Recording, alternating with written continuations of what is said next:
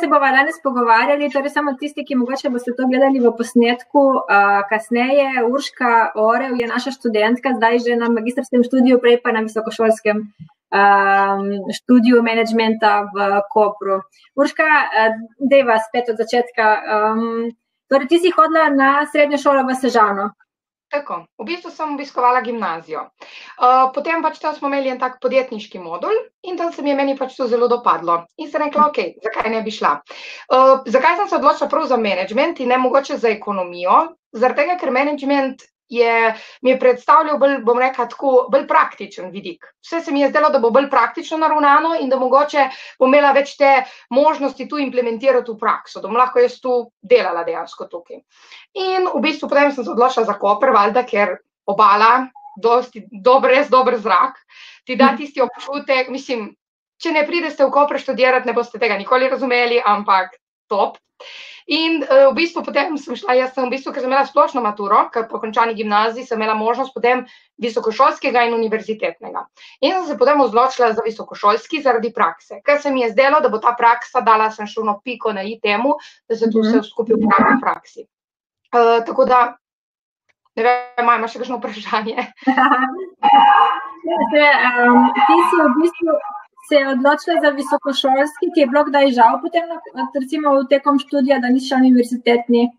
Ne, v bistvu zdaj sem tudi na magisteriju in prvo sem mislila tako mogoče, da univerzitetni je namenjen temu, da gre res človek naprej, visokošolski pa, da se pač v bistvu zaposli po teh 3 letih, ampak v bistvu ne. Tudi zdaj, ko imam sošolce, recimo, ki prihajajo iz drugih smeri do diplomca, pa recimo, ne vem, prihajajo iz visokošolskega ali pa univerzitetnega, vse je isto.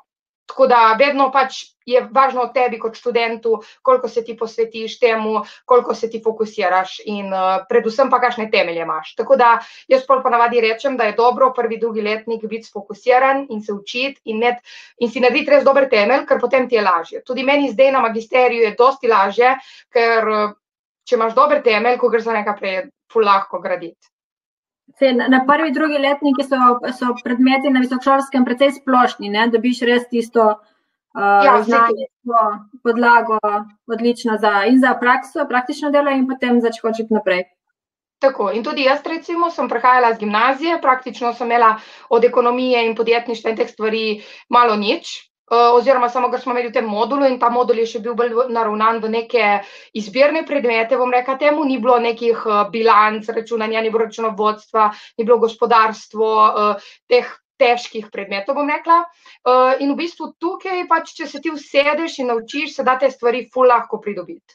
Tudi profesori, če ne razumeš, jih lahko kadarkoli vprašaš, konzultacije so, mislim, vsi razumejo, da pač se nismo noben rodil s bilanco stanja v glavi in če ti delaš in če se ti trudiš, lahko nadoknadiš. Mogoče lih tu pridobiš, ker pač sem jaz gubila, ker nisem šla recimo na ekonomsko, v tem primeru. Srednje šole, pogovarjamo z njimi, vedno vprašajo, če je matematika ful težka in se bojite matematike.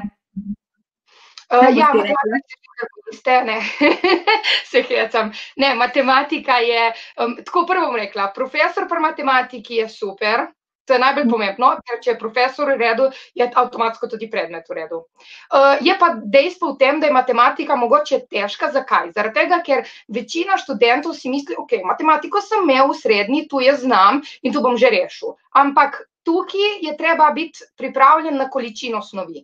In na faksu na splošno, kamorkoli pač, mislim, je drugačen sistem kot v srednji šoli. In v bistvu tukaj gre za količino snovi. Zato se je treba vsakič usesti, se naučiti ponoviti zadevo. Tudi če na matematika leži, meni osebno je ful ležala in še z gimnazije prihajam, tako da v bistvu je mogoče bila moja podlaga matematike malo bolj, bom rekla, boljša kot nekoga, ki recimo prihaja iz neke druge srednje šole. Je pač v tem smislu bilo, da sem se jaz mogla lih tako učiti, lih tako se usesti in obdelati snov. Profesor je, pri njemu si ga lahko še vprašati, če nisi imel kakšno, ne vem, je kakšna naloga bila, ki jo nisi znal rešiti. On je razložil ponovno, ni bil problem, ampak je treba se učiti in delati naloge. En dan pred izpitom ali pa en teden pred izpitom ne narediš nič. In to je tisti problem mogoče, ki nastane pri tej matematiki, da je težka. V bistvu ni, ampak te zasuje količina snovi. Ampak matematika je pa prvi tak predmet, ki te zasuje, ker v bistvu vsi te, ki jih je zasula matematika, potem ne nadaljujejo. Ampak prej bi vas zasulo. Ali pri matematiki, ali pa v kakšnem drugem predmetu. Tako da te bo moje ta zvezna mišljenje, da je matematika komplicirana. Vse komplicirano. To je tisti predmet, ki v bistvu ga imajo študenti že v prvem kvartalu, navadno v prvem letniku in morajo hitro pasti notri. To je v smislu, da dejansko ni zabušavanja v prvem kvartalu zaradi, ne vem, da bi imeli neke lahke, da je prehod počasen. Torej, iz srednješolskega v visokošolski sistem je sploh z matematiko kar hiter. Ampak to jaz vedno rečem, če si prideš, hočeš na predavanja, če pride profesor Maljo, delaš vaje redno, si tam, ga sprašuješ, predvsem, če kaj ne razumeš, vem, da profesor Maljo ti bo 3krat razložil, če bo treba, samo da boš razumel. In ima veliko rajši, da ne znaš, vprašaš, kot pa da potem na izpitu ugotoviš, da ne znaš, oziroma si neki matraš sam. Tako da je matematika verjetno. Ko smo bili mi, je imela v bistvu 3 kolokvije, tako da si v bistvu, če si bil priden in si delal sproti, si se lahko še snov lepo razporedil na 3 različne dele, da v bistvu na koncu nisi imel tistega pritiska. Je pa, mislim, itak je povsod, mislim, po vseh predmetih je tako, da se moraš vse naučiti in ta sistem je mogoče, kakor si omenila, je fora tega kvartala, ker si pač padeš noter, prvi kvartal, vse na novo, ni več tistega, da te nekdo rada ti reče, čez 14 dni pišemo test, v katerem bo 5 strani, ampak ti imaš na koncu izpit, ki imaš 100 strani, ne snovi in to je ta problem, ki pač mogoče je tista prva težava, s katero se vsi soočamo. Recimo, druga stvar, ki se mi zdi tudi taka kompliciran predmet, ki večina ljudi govori, kompliciran predmet je pravo.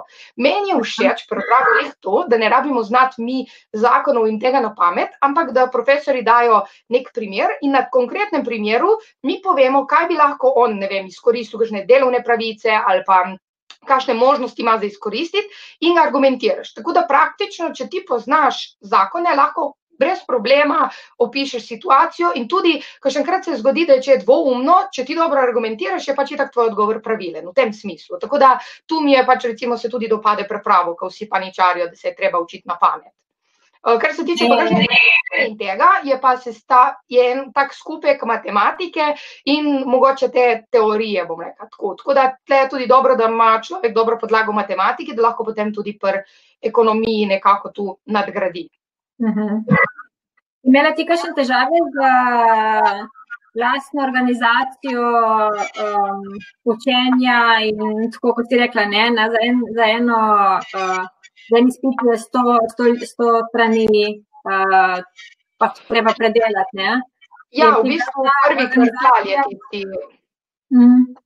Prvi kvartal je tisti ključen, pol v prvem kvartalu že nekako pogruntaš sistem in gre. Samo problem je v tem, ker se večina ljudi vda. Večina ljudi se vda prvi, drugi kvartal, ampak to je pač vztrajnost. Tu se ne smemo vdati. To moramo delati. In če se ne vda, mislim, če se človek ne vda, je to, no, mislim, se da narediti to, se da. Tudi večina predmetov ima narejena kakšne e-teste v učilnicah ali kaj podobnega, ki so hkrati te prisilijo, da delaš kakšen nek pogoj za pristop k izpitu, ampak istočasno te prisilijo, da se sproti učiš. To mi je recimo bilo ful fajn pri ekonomiji.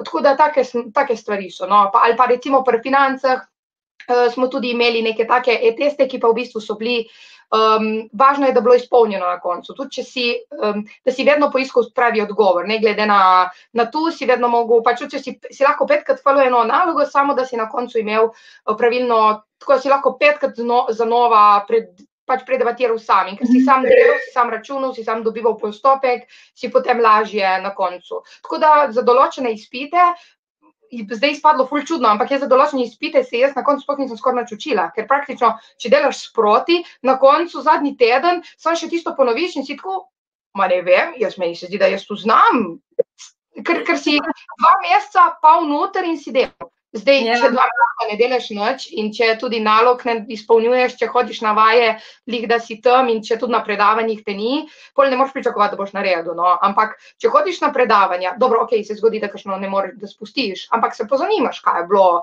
Hodiš na vaje, si z glavo tam, tistih par ur si z glavo tam in je to. Mislim, da tle ni nek problem, no. Sam problem nastane pol, ker pač prvi mesec gledaš v zrak in drugi mesec je pol te nabaše vse. Ampak tudi če padeš izpit na koncu kvartala, ni nobena tragedija, ne? Še vedno imaš dovolj. Meni je všeč ta kvartalni izpitni rok, da v bistvu imaš več možnosti. Da v bistvu imaš kvartalni izpitni rok, ki je takoj po kvartalu in potem, če recimo po prvem kvartalu nekaj ne narediš, lahko greš januarja, torej kadar je izpitno obdobje, pisati še enkrat. Meni se zdi to ful v redu, ker jaz pol na kvartalnih izpitnih rokih nisem toliko pod pritiskom. Tudi, ne vem, če je nekdo se ne gre samo, da padeš izpit, je tudi mogoče kakšen hoče imeti ful dobro oceno, ker, ne vem, ima neko štipendijo. V tem primeru lahko greš pol na januarski rok, veš, kakšen bo, približno veš, zakaj se gre, kaj profesor pričakuje, ti si pripraviš in potem januarja greš samo še enkrat odpisati. Mislim, meni se zdi to tako, tej kvartalni izpitni roki so, da je res no pressure, ker ne rabimo tega. Je prav, ne, da se sproti, da tevaš stvari in sproti rešuješ zadeve. Ja, drugače, tebi razen prave matematika še kakšen ti je bil tako težek izpit? Ma v bistvu ko sem jaz začela, mi je rekel en sorodnik, bom rekla, tako mi je rekel, veš, Urška, kateri izpiti so najtežji? Tisti, ki so še pred tabo. In točno tako je. Vsakič si misli človek, tisti, ki so prej, ki bodo prišli, ta je pa res težek in ko ga narediš, rečeš, se ni bil tako težek. Tako da, to je to, ampak ne smeš se vdati, moraš res razmišljati, sfokusiran biti in reči, okej, če zdaj zafrknem tega, bom šel pa potem. Ne smeš se toliko gnati k temu in važno je samo, da delaš in da upravljaš obveznosti sproti. Je ful seminarskih recimo, seminarske ene so usmerjene mogoče bolj da se nekaj v praksi naredi, recimo, ne vem, neko podjetje pregledujem ali pa, ne vem, ga preučujem ali kaj takega. Pri kakšnih so bolj usmerjeni v neko teorijo, da si potem lažje zapomniš, potem kje so kakšni krajši pisni izdelki, da recimo si pogledaš, ne vem, na YouTubeu par posnetkov in da probaš sam razmisliti o neki tematiki in potem na podlagi tega si narediš svoje lastne primere, ki jih lahko uporabiš v izpitu in da lahko razumeš neko teorijo. To je tudi fajn, ker ti pol profesor pregleda te primere, ti pove, ki si se zmotil oziroma ti namigne v tem smislu. Tako da meni je všeč, ker je večina predmetov naravnana tudi ful praktično. Torej, se ni še zgodilo, da bi jaz imela predmet, da bi rekla, kaj mi bo meni to rabilo v življenju. Vsaka stvar ti rabi, vsaka stvar nekam, z neko stvarjo lahko povežeš. No. Zdaj, jaz verjamem, da ne bomo vsi računovodje, da ne bomo vsi, ne vem, imeli podjetja, da ne bomo vse, pač vsak se v svojo usmeri, ampak jaz mislim, da diplomiran ekonomist mora imeti znanje vsega tega, da lahko potem tudi razume druge. Z tega vidika. Sem tudi zadnjič predstavitvi govorila o tem, da tudi če se bo na koncu dijaki oziroma študentje odločili za kakšno računovodsko smer ali pa kakšno marketinško smer, še vedno imajo prednost pred ostalimi, ker poznajo dejansko širino poslovanja. Ne? Torej, vejo, recimo, če imaš računovodski servis in imaš stranke, ki delujejo v kateremkoli katerikoli branži, še vedno jih boljše razumeš kot mogoče nekdo, ki res je delal samo specializirano računovodstvo, zaradi tega, ker točno veš, kaj rabijo, ker veš, kje imajo težave, kako se v bistvu soočajo s poslovanjem. Ne? Tako, točno to.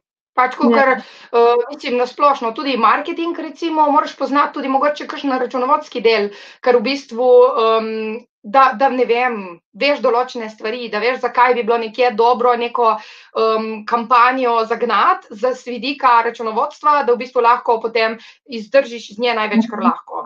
Z tega vidika, ne vem, kam poknjižiti stroške, ali je bolj smiselno peljati, ne vem, neke partnerje na kosilo za, ne vem, da daš te stroške v reprezentanco. Tu vse, mislim, to res je tak širok pogled, ki na fakulteti, pol pa čez čas že si pol razporediš v mislih tisto, kar hočeš ti imeti. No. Ampak dostikrat se zgodi, vsaj pri mojih sošolcih se je zgodilo, da je bilo vse tako zanimivo, da na koncu ne veš, kaj bi pisal. Ti, ko si delala diplomsko nalogo oziroma ta zaključeno nalogo, si vedela že dosti prej, kaj boš počela, kje boš počela, ali si potem tekom študija že od začetka si zbirala, ali si na koncu zadnji trenutek zbrala, kam bi šla, kaj boš naredila? Ne, jaz tudi mislim, da moramo v začetku 3. letnika, da je treba o tem začeti razmišljati, ker tisto zadnji moment je potem nekaj prisiljeno, mogoče si pol po nesreči izbereš tudi temu, ki ti lih ne ustreza.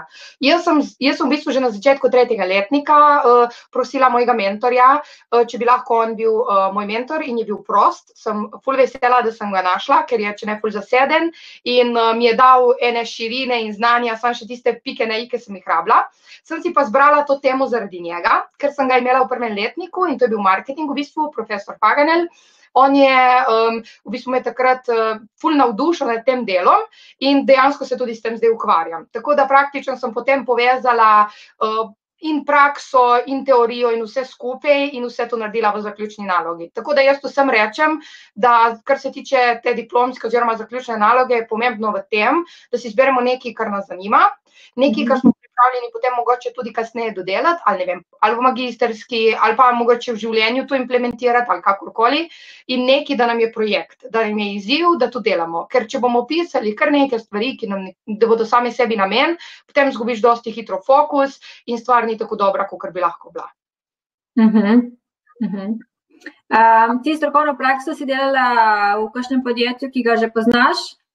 V bistvu sem delala v vrtcu v Sežani. V vrtcu v Sežani? Ja. Sem delala v upravi. Ja, ne bi šlo, da bi delala pri v bistvu sem lahko sem imela možnost in sem tam lahko pogledala, kako recimo deluje en javni zavod, ki je čisto drugačen kot podjetje, kot neko privatno podjetje. Tu mi je res ful v redu, ker ta javni zavodi so ponavadi se vidi zadevo malo drugače, iz drugačnega zornega kota. Druga stvar, kar mi je bila v redu, je, da smo pač gledali, recimo sem ugotovila, kako je s temi javnimi naročili, ki prej nisem vedela, sem ugotavljala recimo tudi njihovo pač računovodstvo in te stvari so mi pokazali. Sicer malo prekratko je, da bi lahko rekla, da sem jaz od tam odnesla znanje, da bi lahko sama to delala, ampak se mi zdi, da je bila dobra povezava te teorije, ki smo imeli v šoli pač s prakso. Dobiš neko širino, pogled v neko zadevo, ki dejansko ti pol pomaga, kamorkoli greš, ne?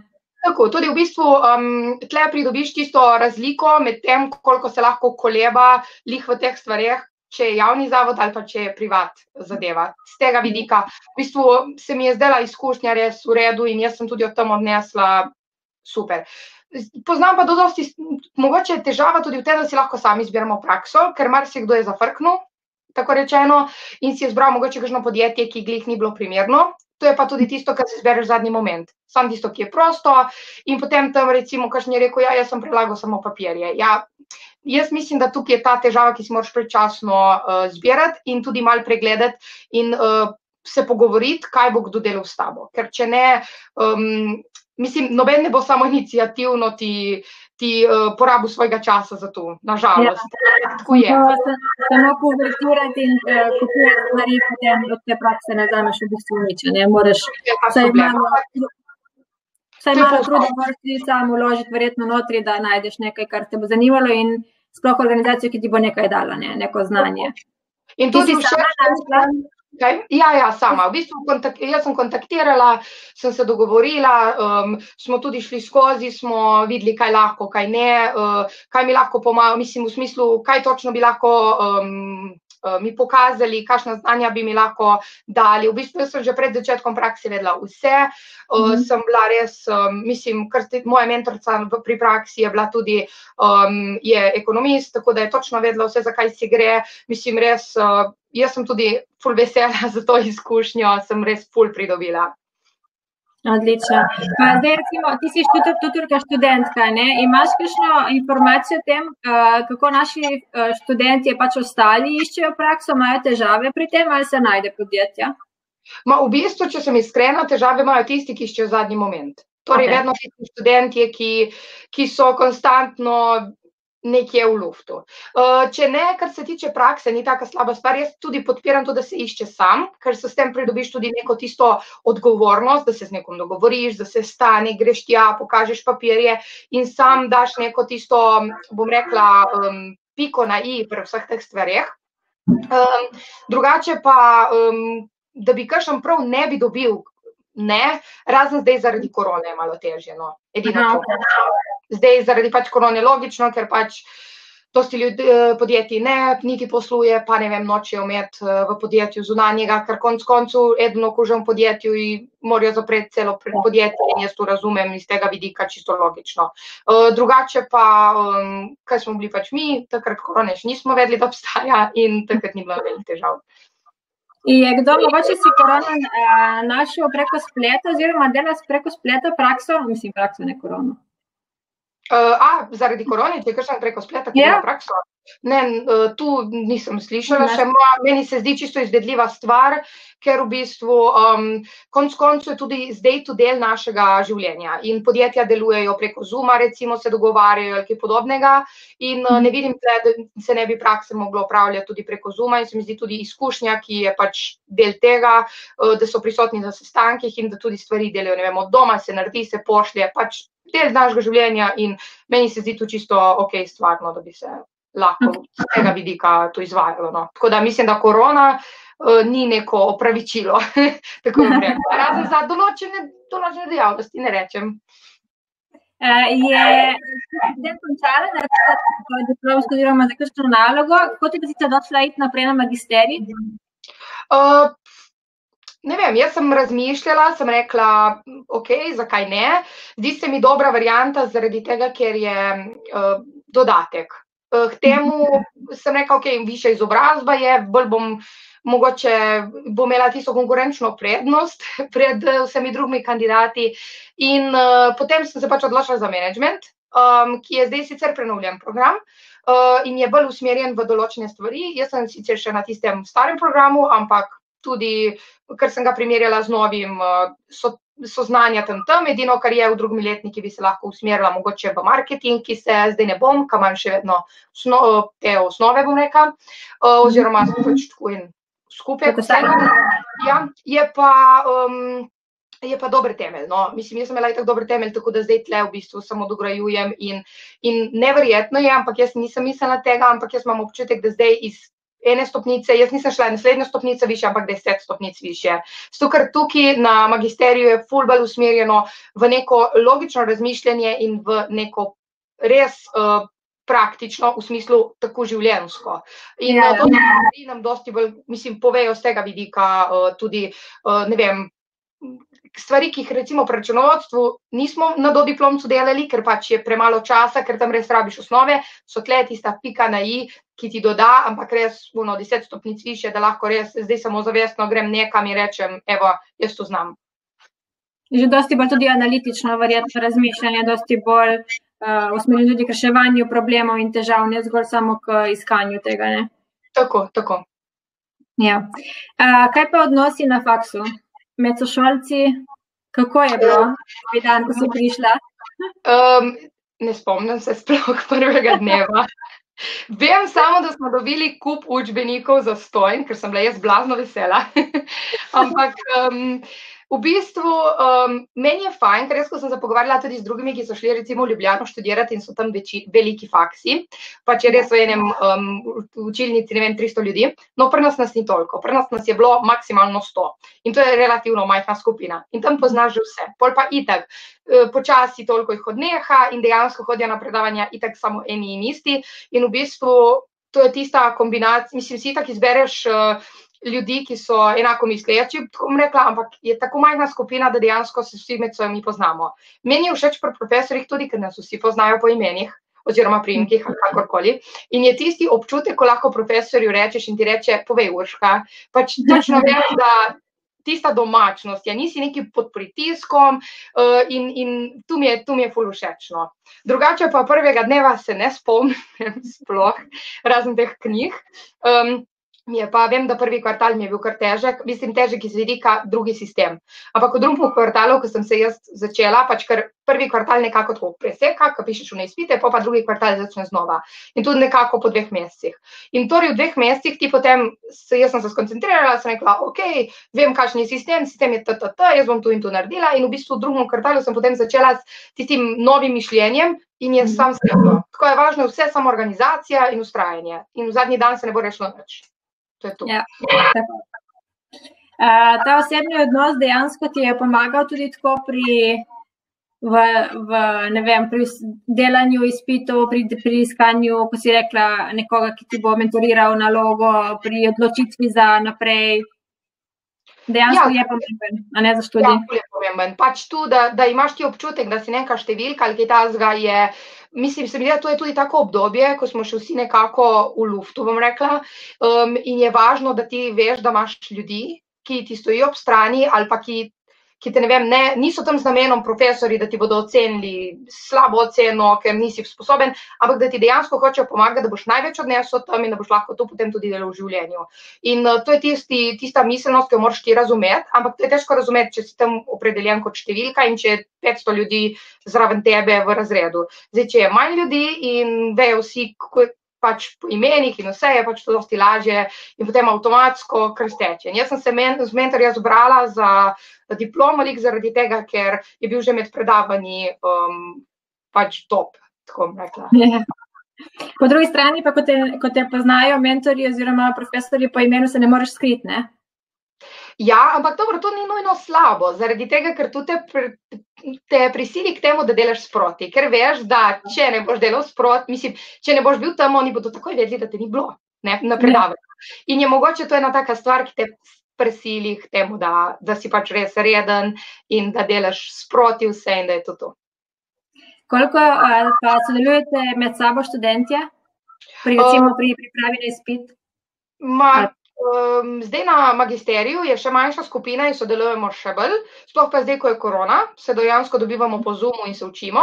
Zdaj, predtem pa nismo, ker ni bilo pač te korone, smo bili vsi v živo, smo se pa tudi parkrat dobili na dodiplomcu, ampak prvo si moraš dobiti tisto skupino, no, tako tisto malo več časa traja. Tako da ni glih tisto, da bi s prvim dnem rekel, ok, zdaj nas je pa, ne vem, 10, pa se bomo mi dobili skupaj.